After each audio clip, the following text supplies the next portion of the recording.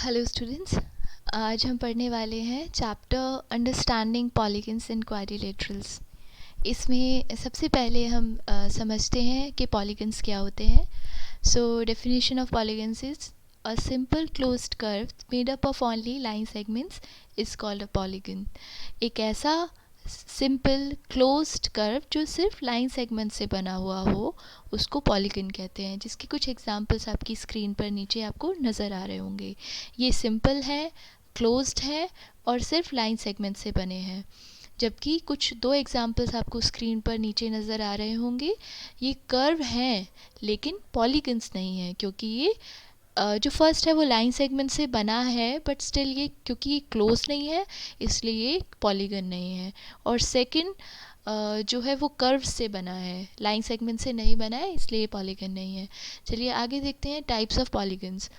So minimum 3 sides हमें चाहिए होती हैं पॉलीगन बनाने के लिए।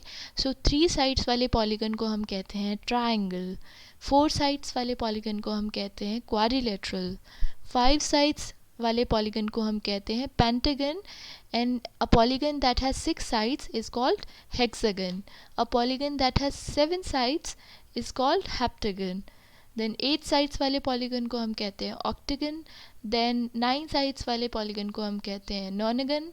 देन 10 साइड्स वाले पॉलीगन को हम कहते हैं डेकागन। तो आई होप आपको ये चीज़ अच्छे से समझ आ गई होगी। मेनली आपको जो आपके बुक्स में आपको मिलेंगे वो हेक्सागन ऑक्टागन आपको देखने को मिल सकते हैं। जनरली ट्रायंगल क्वाड्रिलेटरल ही आप डिस्कस करेंगे। चलिए आगे देखते हैं डायगनल्स। डायगनल्स क्या होती हैं, तो उसको अच्छे से समझने के लिए सबसे पहले इसकी डेफिनेशन पढ़ते हैं। A diagonal is a line segment connecting two non consecutive vertices of a polygon. Consecutive माने लगातार आने वाले, और वर्टिसेस किन्हें कहते हैं, ये जो एंड पॉइंट्स होते हैं लाइन सेगमेंट्स के, इनको हम वर्टिसेस कहते हैं। सो आप अगर फर्स्ट फिगर आप देखो ध्यान से तो कितने वर्टिसेस है, सबसे पहले वर्टिसेस देख लेते हैं। वर्टिसेस हैं इसमें A B C D and E, तो टोटल 5 वर्टिसेस हैं। तो ये वर्टिसेस ए टू बी आपस में ऑलरेडी जॉइंड है। तो जो ऑलरेडी मिले हुए हैं उन्हें छोड़कर जो वर्टिसेस नहीं मिले हुए हैं उनको अगर हम जॉइन करें तो जो लाइन बनेगी वो होती है डायगोनल। तो अगर आप फर्स्ट फिगर को देखो तो सारे वर्टिसेस जो ए टू बी अगर सपोज जुड़ा हुआ है, बी टू सी जुड़ा हुआ है, अगर आप ए से सी को ज्वाइन करो तो ए सी जो लाइन बनी है वो होगी इस पॉलीगन की डायगोनल। ऐसे ही आप और भी डायगोनल्स इसमें बना सकते हो, बी से ई को ज्वाइन करके, ए से डी को ज्वाइन करके, सी से ई को ज्वाइन करके, बहुत सारी डायगोनल्स आप इसमें बना सकते हो। ठीक है। सिमिलरली जो सेकंड फिगर है इसमें आप ध्यान से देखिए, जो पॉलीगन है, जो ओरिजिनल पॉलीगन है वो है ए से सी से डी, डी से बी और बी से ए। लेकिन अगर आप इसकी डायगोनल्स की बात करो तो ऐसी लाइंस जो कंसेक्यूटिव वर्टिसेस को छोड़ के, यानी ए के बाद जैसे बी आ रहा है तो उसको छोड़ के जो उसके अगला जो वर्टिसेस है, वर्टेक्स है, उसको अगर आप ज्वाइन कर दो, ए से अगर आप बी को छोड़ के अगले वाला वर्टेक्स अगर आप ज्वाइन कर दो तो ये जो लाइन बनेगी ये होगी इसकी diagonal. So A D is the diagonal, similarly B C is the diagonal. तो डायगोनल्स ड्रॉ करना बहुत ही ज़्यादा इजी है, बस आपको नॉन कंसेक्यूटिव वर्टिसेस को ज्वाइन करना है। चलिए आगे देखते हैं रेगुलर पॉलीगन्स। रेगुलर पॉलीगन वो पॉलीगन्स होते हैं जिनकी साइड्स भी इक्वल होती हैं और एंगल्स भी बराबर होते हैं। तो साइड्स इक्वल होती हैं इसका क्या मतलब है, यानी साइड्स का मेजर, जो साइड्स की लेंथ है वो बराबर होती है और एंगल्स भी इक्वल होते हैं। यानी अगर आप एक ट्रायंगल की बात करो जिसकी तीनों साइड्स इक्वल हैं, तो आपने तो ये ट्रायंगल ऑलरेडी डिस्कस किए हैं, आपको पहले से पता है कि ऐसे ट्रायंगल्स को हम इक्विलैटरल ट्रायंगल कहते हैं। और ऐसा क्वाड्रिलेटरल, क्वाड्रिलेटरल वो पॉलीगन जिसकी 4 साइड्स होती हैं। ठीक है। तो ऐसा क्वाड्रिलेटरल जिसकी सारी साइड्स इक्वल हों और सारे एंगल्स इक्वल हों उसको हम स्क्वायर कहते हैं। ऐसे ही क्वाड्रिलेटरल के बाद के जो पॉलीगन्स होते हैं उसमें हम क्या करते हैं, उनका कोई ऐसा स्पेशल नेम नहीं होता, बस उनके नाम के आगे रेगुलर लगा देते हैं। जैसे अगर कोई पेंटागन है, उसकी पांचों साइड्स बराबर हैं, इक्वल हैं, और 5 एंगल्स, उसके जितने भी एंगल्स हैं, 5 के 5 एंगल्स इक्वल हैं, तो उस पेंटागन को हम कहेंगे रेगुलर पेंटागन। ऐसे ही ऐसा हेक्सागन जिसकी सारी साइड्स बराबर हो और सारे एंगल्स बराबर हो, उसको हम कहेंगे regular hexagon, and so on. ठीक है। अच्छा, नीचे कुछ एग्जांपल्स दिए हुए हैं आपको। Polygons that are not regular, ऐसे पॉलीगन्स जो रेगुलर नहीं है। शेप से ही आपको पता चल रहा है कि ना तो इनकी साइड्स बराबर हैं सारी, और ना ही इनके एंगल्स बराबर हैं। Convex polygons.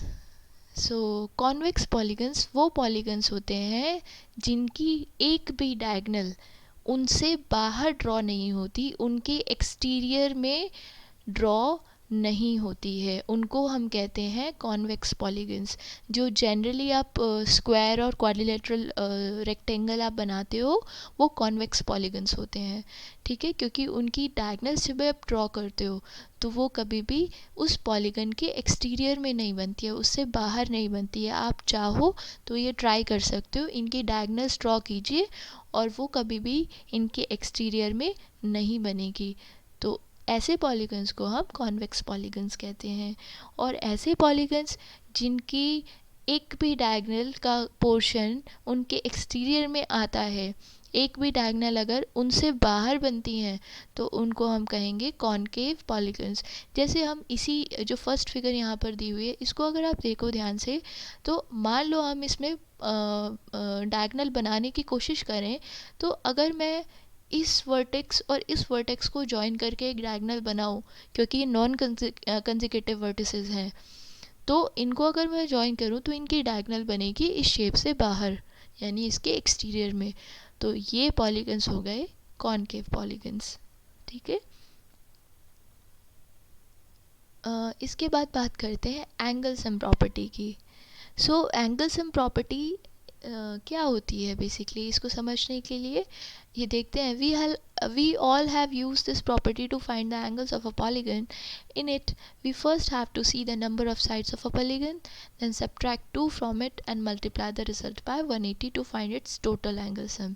इसको मैं आपको आसान लैंग्वेज में समझाती हूँ कि अगर मान लो आपको किसी भी पॉलीगन की का एंगल कैलकुलेट करना है, टोटल सम कैलकुलेट करना है कि उसमें जितने भी एंगल्स हैं, कोई भी पॉलीगन हो सकता है, उसमें जितने भी एंगल्स हैं उन सब का टोटल सम कितना होना चाहिए। तो आप क्या करो, सबसे पहले तो ये देखो कि उस पॉलीगन में कितनी साइड्स हैं। जैसे मान लिया आपके पास एक ट्रायंगल है, तो ट्रायंगल में कितनी साइड्स होती हैं, 3। ठीक है, तो 3 में से आप 2 माइनस करो, सबसे पहले 2 सब्ट्रैक्ट करो, तो 3 माइनस 2 इज़ 1, और जो आंसर आया उसको 180 से मल्टीप्लाई कर दो, तो आंसर आएगा 180। सो ये होगा उस ट्रायंगल के तीनों एंगल्स का सम, यानी 180 डिग्री। तो ट्रायंगल के जो तीनों एंगल्स होते हैं उनका सम हमेशा 180 डिग्री होता है। इसी तरीके से आप किसी भी पॉलीगन के सारे एंगल्स का टोटल सम कैलकुलेट कर सकते हो। फॉर एग्ज़ाम्पल हमने एक पेंटागन का निकाला कि पेंटागन में जो 5 एंगल्स होते हैं उनका टोटल सम कितना होता है। तो पेंटागन में कितनी साइड्स होती हैं, 5 साइड्स होती हैं। 5 में से सबसे पहले 2 माइनस करेंगे, आंसर आएगा 3, और 3 की मल्टीप्लाई किससे करनी है हमें, 180 से। तो आंसर फाइनल आंसर इज़ 540। तो जो टोटल सम होगा पांचों एंगल्स का, पेंटागन में 5 एंगल्स होते हैं, तो पांचों एंगल्स का जो सम होगा वो होगा 540 डिग्री। ठीक है। सो इस तरीके से आप किसी भी पॉलीगन के टोटल एंगल्स का सम निकाल सकते हो। इसी को हम कहते हैं एंगल सम प्रॉपर्टी, राइट। चलिए अब एक चीज़ और देखनी है आपको कि कोई भी रेगुलर पॉलीगन जो होता है उसमें जो इंटीरियर एंगल होते हैं और एक्सटीरियर एंगल्स होते हैं, उन दोनों का सम हमेशा 180 डिग्री से बड़ा होगा, ये इक्वल होगा। ये चीज़ आपको हमेशा ध्यान रखनी है। जैसे नीचे एक लाइन आपको नज़र आ रही होगी। अच्छा, ये वाले एंगल्स आपने पहले पढ़े होंगे, इनको हम कहते हैं लीनियर पेयर, राइट। तो ये दो एंगल्स हैं जो एक ही लाइन पर बने हुए हैं और इनका टोटल सम होगा 180 डिग्री। तो कोई भी पॉलीगन, रेगुलर पॉलीगन की हम बात कर रहे हैं खासकर, तो इंटीरियर एंगल और एक्सटीरियर एंगल का सम हमेशा 180 डिग्री के बराबर होगा। इसकी एक और प्रॉपर्टी होती है जो यहाँ पर मेंशन नहीं है अभी, कि एक पॉलीगन जो होता है उसके जितने भी एक्सटीरियर एंगल्स होते हैं, बाहर जो एंगल्स बन रहे हैं, उन सब का, चाहे कोई भी पॉलीगन हो, उन सब का टोटल हमेशा 360 डिग्री होता है। ठीक है, जो एक्सटीरियर एंगल्स होते हैं उनका सम 360 डिग्री होता है, चाहे पॉलीगन कोई भी हो। तो अच्छा देखिए यहाँ पर मेंशन भी है, sum of the measure of the exterior angles of a polygon is always equal to 360 degree. यहाँ जैसे कि एक एग्जांपल दिया हुआ है, क्वाड्रिलेटरल आपको दिया हुआ है, उसके 4 एक्सटीरियर एंगल्स आपको शो किए हुए हैं और इन चारों का सम जो होना चाहिए वो होना चाहिए 360 डिग्री। और ये सिर्फ ऐसा इसलिए नहीं है कि ये एक क्वाड्रिलेटरल है, अगर आप पेंटागन के भी पाँचों एक्सटीरियर एंगल्स का सम देखोगे तो वो भी 360 डिग्री होना चाहिए। तो ये इस तरह के कुछ क्वेश्चंस आ जाते हैं आपके एग्ज़ाम में। देखिए जैसे यहाँ दिया हुआ है कि आपको इसमें x की वैल्यू कैलकुलेट करनी है, बाकी 3 आपको दिए हुए हैं। तो आप क्या करोगे, बाकी जो 3 एंगल्स आपको दिए हुए हैं उनको टोटल कीजिए और 360 में से माइनस कर दीजिए तो आपको x की वैल्यू मिल जाएगी। जैसे यहाँ पर अगर हम कैलकुलेट करें तो 90 प्लस 50 इज़ 140 एंड देन उसमें ऐड कर दीजिए आप 110, तो 140 एंड 110 हो जाएगा आपका 250। 250 को आप क्या करेंगे, 360 में से माइनस करेंगे तो x की वैल्यू आपके पास आ जाएगी। ठीक है, और वो हो जाएगी 110 डिग्री। इसके बाद बात करते हैं काइंड ऑफ क्वाड्रिलेटरल्स की। कितने तरह के क्वाड्रिलेटरल्स होते हैं, तो आपके पास स्क्वायर होते हैं। क्वाड्रिलेटरल्स माने ऐसे पॉलीगन्स जिनकी 4 साइड्स होती हैं। सो सबसे पहले square, then kite, parallelogram, rectangle, trapezium, rhombus, ये सारे के सारे क्वाड्रिलेटरल्स के बारे में अभी हम पढ़ेंगे। तो सबसे पहले शुरुआत करते हैं हम काइट से। तो काइट तो सभी ने उड़ाई होगी, है ना कभी ट्राई की होगी। तो ये कुछ उस तरह की शेप है काइट। ये एक ऐसा क्वाड्रिलेटरल होता है जिसमें exactly 2 pairs of equal consecutive sides होती हैं।